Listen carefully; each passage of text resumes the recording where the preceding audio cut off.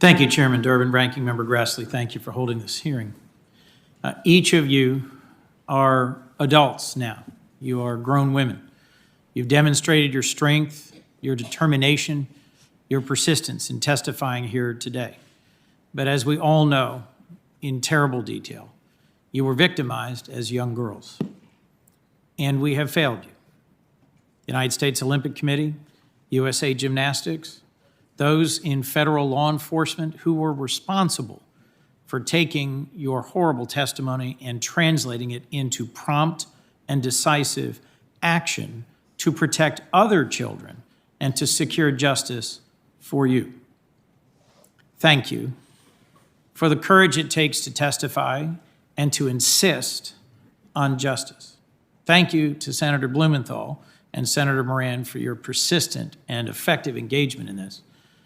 We will next turn to hearing the Director of the FBI and the Inspector General about what has been found by the Inspector General and what action will be taken next. I just want to briefly share with you one of the most concerning parts of what you shared with us today was about your initial interviews with the FBI.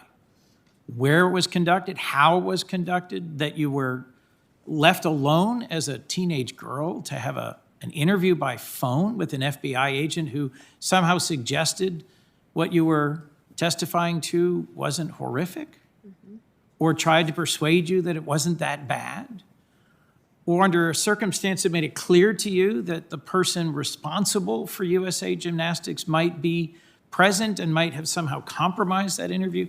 The whole way in which all of your interviews were conducted was just awful. Now, sadly, that's been the experience for millions of victims of child sexual abuse over decades in the United States. And the positive thing I just wanted to share with you today is that for years now, there has been a national network of child advocacy centers. There's one in each county in my state, which brings together trauma-informed child welfare professionals and law enforcement to make sure that victims are only interviewed once, that they're interviewed in appropriate settings, that they're interviewed in a way that respects and recognizes the trauma and the abuse they've suffered, and that ensures that your horrible experiences in terms of those initial interviews, and it's been compounded by your having to testify and speak again and again. We are working on that system. Senator Blunt and I will soon reintroduce a bill that will reauthorize this and double the funding for it. There's now a national network of 880 of these child advocacy centers all over the country.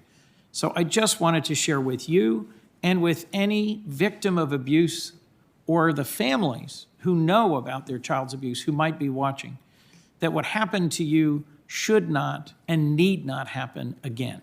There are professional, trauma-informed, child welfare-centered opportunities around the country to seek justice.